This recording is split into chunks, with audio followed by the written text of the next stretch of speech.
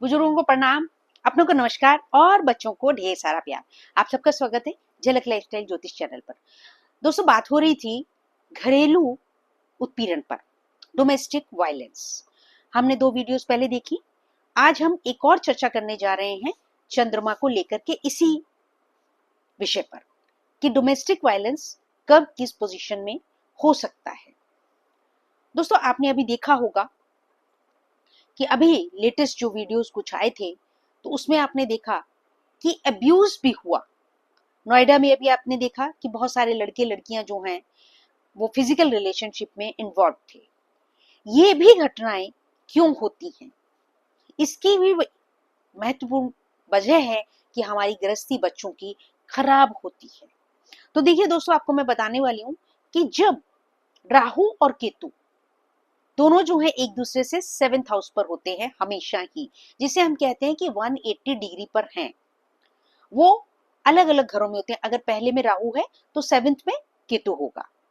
अगर 10वें घर में राहु है तो चौथे घर में केतु होगा। अगर चौथे घर में राहु है तो 10वें घर में केतु होगा।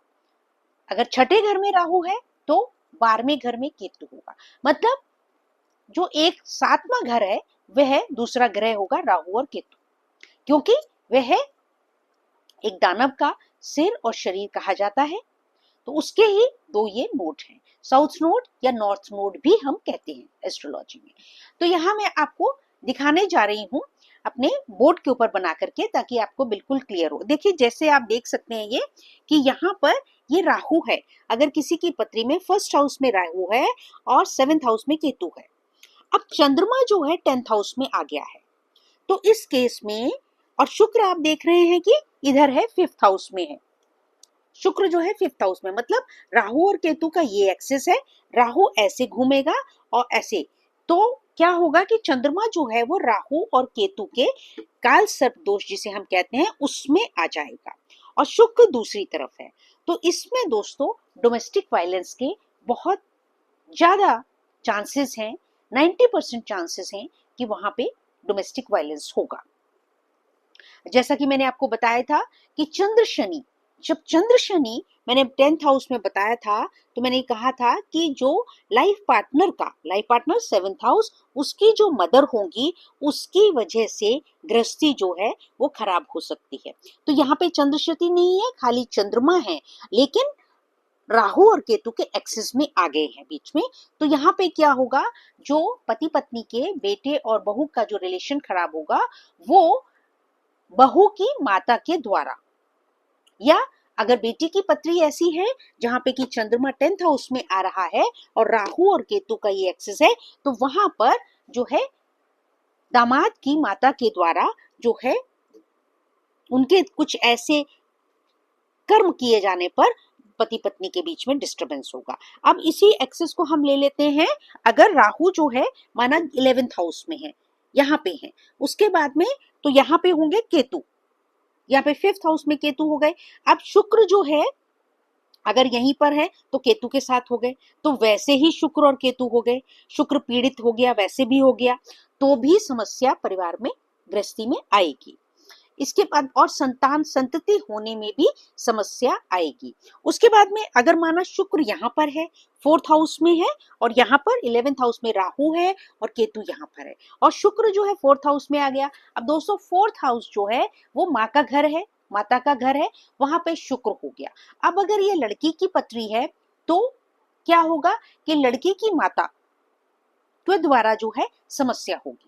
अगर लड़के की ये पत्री है जहां पर कि शुक्र 4th हाउस में है, तो लड़के की जो माँ है उनके द्वारा कटु वचन बहू को बोले जाने पर, या अपना कोई भी स्वार्थ माता का, चाहे धन का हो, वो पुत्र से धन चाहती हो, तो वहां पे वो कुछ उनके कृत्य ऐसे होंगे, उनकी बोली ऐसी होगी कि बहू बेटे में डिफरेंसेस हों, और वहां पे बहू को वो नापसंद करेंगे अगर शुक्र यहाँ आता है। तो दोस्तों यहाँ पे इस तरह से ग्रहों का भी आपने देखा, और राहु और केतु का जो एक्सिस है वह भी कितना इंपॉर्टेंट पार्ट है।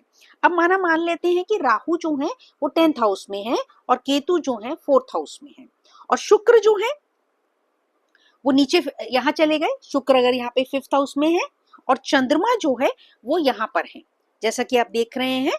तो चंद्रमा यहाँ पर है। तो अभी दोस्तों क्या होगा कि चंद्र और राहु का दोष बन गया, चंद्र और राहु की युति हो गई, तो वहां पे चंद्रमा पीड़ित हो गया राहु से, और यहाँ पे जो है शुक्र जो है दूसरी तरफ है। तो यहाँ पे भी आप देखिए कि राहु और केतु के बीच में, कालसर्प के बीच में शुक्र आ गए, तो यहाँ पे भी पति पत्नी के बीच डिफरेंसेस होंगी। इस प्रकार से दोस्तों राहु और केतु का जो एक्सेस रहेगा, अगर राहु यहाँ है तो केतु कहाँ होंगे, 9th हाउस में होंगे यहाँ पे, तो यहाँ होंगे, तो वहां होने से क्या होगा, राहु केतु का ये एक्सेस आ गया। और अब इसमें चंद्रमा यहाँ है, शुक्र यहाँ है, तो दोनों अलग अलग एक्सेस के हो गए। तो यहाँ पे भी जो है रिश्ते में खटास आएगी। तो इस प्रकार से दोस्तों यह हम देख सकते हैं अपने बच्चों की पत्री में, और हमें फिर कंसल्ट कर लेना चाहिए कि इनके लिए समाधान क्या किया जा सके। तो इस प्रकार से दोस्तों ये वीडियो मैं यहीं समाप्त करती हूँ। आशा करती हूँ आप समझ गए होंगे। किसी को भी कैसी भी अगर जरूरत है 7009765916। और दोस्तों आप जानते हैं अभी मेरे यहाँ क्लासेस भी शुरू हो रही हैं प्रैक्टिकल एस्ट्रोलॉजी पर।